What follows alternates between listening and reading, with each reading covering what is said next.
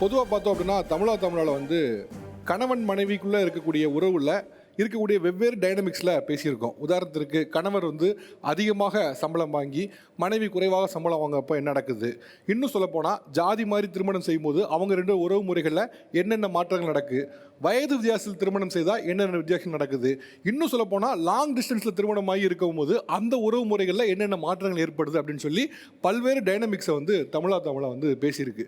அப்படி இந்த தமிழா நிகழ்ச்சியிலே என்ன பேச நினச்சோம் அப்படின்னா, கணவன் மனைவி உறவுக்குள்ள மேபி ஒரு வேளை மனைவி அதிகமாக படித்திருந்து கணவர் குறைவாக படித்திருந்து அப்படின்னா அந்த உறவு முறைக்குள்ள என்னென்ன மாற்றங்கள் ஏற்படும், அவங்கள சமூகம் எப்படி பார்க்குது, அவங்க ரெண்டு பேருக்குள்ள இருக்கக்கூடிய பவர் டைனமிக்ஸ் எப்படி ஒர்க் ஆகுது அப்படின்னு பல்வேறு விஷயங்கள் தான் இந்த தமிழா நிகழ்ச்சியில் பேசலாம் நினச்சோம். அப்படி நம்ம பேச இருக்க தலைப்பு என்ன அப்படின்னா, தம்பதிகளுள் ஒருவர் அதிகம் படித்ததால் ஏற்படும் சிக்கல்கள், கணவன் விசஸ் மனைவி. அவங்க என்ன படிச்சிருக்காங்க? அவங்க இன்ஜினியரிங் படிச்சிருக்காங்க சார். Engineering, okay. நீங்கள் சார்? நான் டிப்ளமோ, ஓகே. அவங்க அதிகமாக படித்தது உங்கள் வாழ்க்கை முறையில் என்னென்ன தாக்கத்தை ஏற்படுத்தின்னு நினைக்கிறீங்க?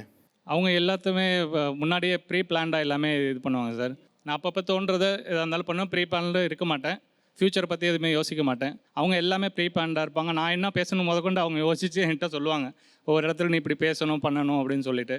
ஸோ அவங்க பண்ணுறது எல்லாமே பாசிட்டிவாக தான் இருக்கும், ஃப்யூச்சருக்கு தேவையானதாக இருக்கும். ஒரு வீடு வாங்குறதா இருக்கட்டும், பிள்ளைங்களை பற்றி கேர் பண்ணுறதா இருக்கட்டும்.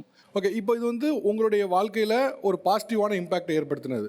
மேபி ஏதாவது ஒரு இடத்துல வந்து உங்கள் தன்மானத்தை கேள்விக்குறாகிற மாதிரியோ இல்லை அது நார்மலாகவே வீட்டில் நடக்கும் சார். எதாக இருந்தாலும் அவங்க வந்து அவங்க சொல்கிறது தான் கேட்கணும்னு நினைப்பாங்க, நான் சொல்கிறது தான் சொல்லணும்னு நினைப்பேன். இப்போ நாங்கள் 2 பேருமே ஃபாரினில் ஒர்க் பண்ணிகிட்டு இருந்தோம். ஒர்க் பண்ணிகிட்டு இருக்கும்போது அவங்க வந்து இந்தியா சுவிட்ச் ஆகி வந்துட்டாங்க. அவங்க வந்துட்டு நான் வீட்டில் போய் இருங்க, நான் ஃபேமிலியை டேக் ஓவர் பண்ணிக்கிறேன் அப்படின்னு சொல்லியிருந்தேன். ஆனால் அவங்க சும்மா இல்லாமல் அவங்க படித்தது வேஸ்ட் ஆயிருன்ட்டு அவங்க ஜாப் ட்ரை பண்ணி கிடச்சி பிள்ளைங்களை யார் பார்த்துக்கிறங்கிற கொஸ்டின் வரும்போது நான் இந்தியாவுக்கு வந்துட்டு நான் இப்போ பிள்ளைங்களை டேக் கேர் பண்ணிக்கிறேன், அவங்க ஜாப் கண்டினியூ பண்ணிகிட்டு இருக்காங்க சார். ஓ, இப்போ நீங்கள் வேலையில் இல்லையா? நான் வேலையில் இல்லை. ஆக்சுவலாக நீங்கள் வேலை பார்க்கணும்னு நினச்சிங்க, ஆனால் வந்து உங்களை விட உங்கள் மனைவி அதிகமாக சம்பளம் வாங்குவதனால அவங்க வேலைக்கு போட்டு நீங்கள் வீட்டை பார்த்துக்கலான்னு வந்துட்டீங்க. எக்ஸாக்ட்லி. எத்தனை வருஷம் வேலை பார்த்தீங்க சார் நீங்கள்? 10 இயர்ஸ் ஒர்க் பண்ணேன். ஓ, 10 வருஷம். ஓகே. இப்போ 10 வருஷம் வேலை பார்த்துட்டு வீட்டில் வந்து இப்போ இருக்கிறது ஒரு 5 இயர்ஸாகவே நான் வந்து வீட்டில் இருக்கேன். ஓகே, ஒரு 10 வருடம் வேலை பார்த்தீங்க, ஒரு 5 வருடம் வீட்டில் இருக்குங்குது. உங்களுக்கு இது எவ்வளவு கஷ்டமாக எவ்வளோ அவமானமாக இருக்குது? ஆமாம் சார், எனக்கு ரொம்ப கஷ்டமாக இருக்கும். பிள்ளைங்களை வச்சு கேர் பண்ணிக்கிறதுக்கே ரொம்ப கஷ்டமாக தான் இருக்குது. அவங்கள ரொம்ப சப்போர்ட்டாக தான் இருக்காங்க. மார்னிங்கே வந்து ஃபுட்டெல்லாம் ரெடி பண்ணிவிட்டு அவங்க ஆஃபீஸ் ஒர்க்கும் அவங்கள பார்க்கணும். ஸோ ரொம்ப டிஃபிகல்ட்டாக தான் இருக்குது பிள்ளைங்களை பார்த்துக்கிறது. எனக்கும் அப்பப்போ வீட்டிலேயே இருக்கிறமே அப்படிங்கிற திங்கிங் இருக்கும்.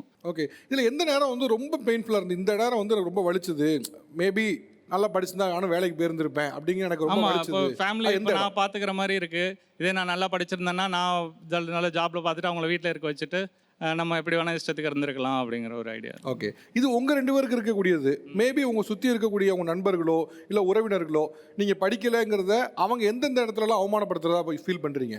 இப்போ அதாவது வீட்டில் வந்து 2 பேர் வேலை பார்க்குங்கப்போ சூழல் வேற, வீட்டில் மனைவி மட்டும் வேலை பார்க்குறாங்க, கணவர் வந்து வீட்டில் இருக்காங்க. எங்கள் அம்மாவே வந்து இருக்க மாட்டாங்க சார் வீட்டில்.